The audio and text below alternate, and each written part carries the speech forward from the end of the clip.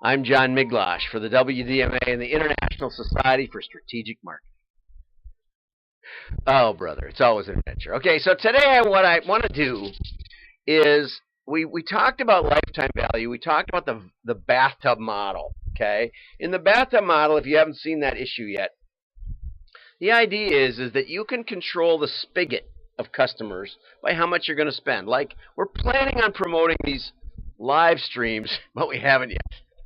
Okay, we're planning on promoting them, and we're going to have a lot more viewers. But right now, you guys get special treatment.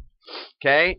But all you have to do is turn that knob with money, and more customers will drop in with more SEM and SEO and all the different stuff you can do.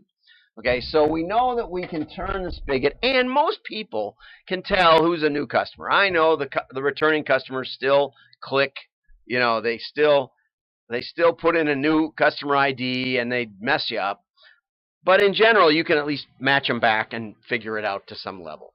It's easy to figure out who's going into the bathtub. The trouble is who's going out, who's died. And I made the point that for Lands' End for 10 years, I started in the 70s, in the early 70s, buying from Lands' End. But for 10 years in the 90s or early 2000s, I didn't buy it all from Lands' End because I had an alternative. And now I'm back. I got my Lands' End turtleneck on. I'm back to Lands' End. And when I logged back in, my password was still good. My username was still good. I appreciate that. I hate it when companies expect me to keep an eye on me.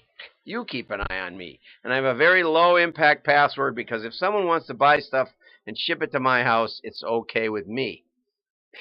You know, they still have to pay for it if it's not me. So there seems to be no really good reason to have a very much of a security except for PCI compliance, which I think is mostly bunk. We'll talk about that one of these days. Well, some news will come through. Anyway, so once you get the idea that you're not sure who's going out, but one of the things we can keep an eye on is the level in the bathtub. Okay? So if we put in 10,000 customers into the bathtub and the level doesn't go up 10,000, we know something's leaking somewhere. It's fluid mechanics. It's basic engineering. I learned this from John Worth.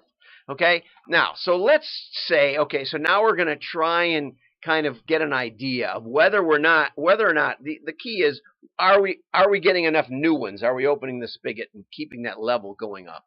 That's the real question of health of your business. But once you start thinking that way, and you start thinking about, oh, she says I know. She said she can hear me twice. I got the desktop audio up. I thought I muted it. My daughter just came at me. Don't know why. Can't figure it out. Shouldn't be. I can't. Anyway, I muted the desktop, so maybe that's it. Maybe it was looping through and I couldn't hear it, which is possible. Anyway, back to this. So once you start thinking about retention and thinking about how do we attract customers who stay in the bathtub, not who just come flipping through, because that doesn't do you much good, especially if you don't make a lot of money on that first order. Okay, what happened? The stream is gone. Yeah, okay, you're on the wrong stream. Somebody out there is on the wrong stream, and I don't know what to do about it. You're on the wrong stream. Yeah. Oh, yeah, and I messed up LinkedIn, too. Oh, brother. And this is going to be a good one, too. I messed it up because of that title. I messed everything up. Okay, so let's go over to Periscope, and we'll put up the new link.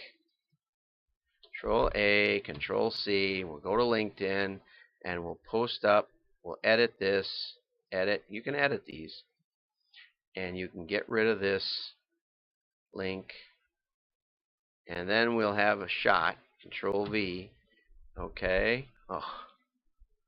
Just kill everything. Control V. There we go. Oh, brother. Save. Well, it's nice that people are trying to find it. But I've blown 5 minutes already. Anyway, so once you start thinking about the bathtub, thinking about how we keep that level going up, and we start attracting the kind of customers that you want, that you can keep. Once you start doing that, then what happens is you get you get um, you get the ability to let computers help you with that. And that's one of the fun things about life, is that the computers can help you actually look at offers, look at stuff by source. Some people have Amazon buyers. They can't mail them, but they can keep track if an existing buyer has bought from Amazon, and usually they find out that if they've bought from Amazon, they're not much good. Here's a picture of the bathtub model, but I have a better one that I used the other day. I've got so many of these slide presentations that I just can't keep it all straight, as you know. So here's the people in the bathtub. Here's the level, and I'm not seeing the cursor. Why I'm not seeing the cursor, I don't know. I see it over here. Don't see it over here. Some days I see it, some days I don't. We're having technical difficulties today. But once you start figuring that out, then you can start modeling. And modeling is a good thing. Modeling is a way to use lots of these variables. Remember I said that the way you go from RFM into the future is you start creating more variables. The problem with creating more variables is once you've got a lot of variables, how do you keep them straight?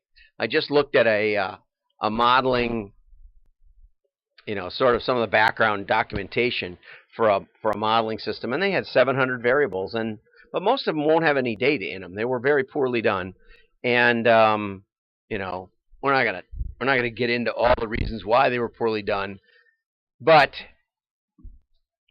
they wouldn't be usable if you were. Once you start modeling, you start to understand how you got to create variables. They got to be big enough that there's going to be some impact, male, female, and that kind of thing. Stuff that, and if you're doing that with a lookup, if somebody's named Terry or somebody's named Lauren, there's certain spellings that are more female than others, but they're gender neutral.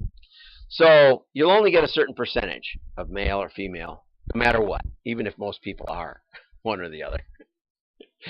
And most names are one or the other. John, mostly male. So that variable would be a pretty good one, okay, if you had some assurance that it was correct.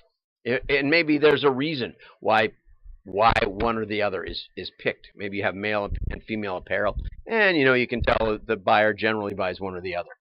Those are good because they're big. Now you start getting into male cigar accessories, which you've only sold 2 in the last decade. If somebody's bought that, you can flag them, but you just can't use that as a modeling variable because there isn't enough content to it. And so what we're going to be doing in the next couple streams is we're going to be talking about what we can do to these to attract the right customers. What can we do to retain the right customers? And again, I'm moving my thing all over the screen, but you're not seeing it. I think I have to go like this. Yeah, see, I don't know. Yeah, let's try that.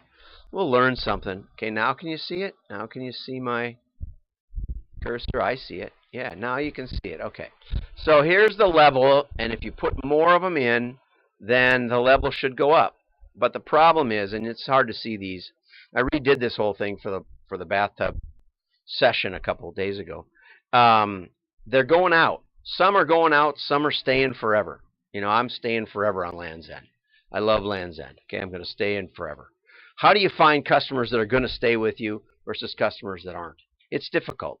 And it's difficult to find exactly the reason. I call it the I love you variable in my book. It's hard to predict that, but you may be able to predict based on, or you may be able to analyze. You can't really predict. Anybody who talks about predictive modeling, it's historical analysis. It's always historical analysis. Even real-time modeling is historical. It's in the past. You can't do it until after something happens.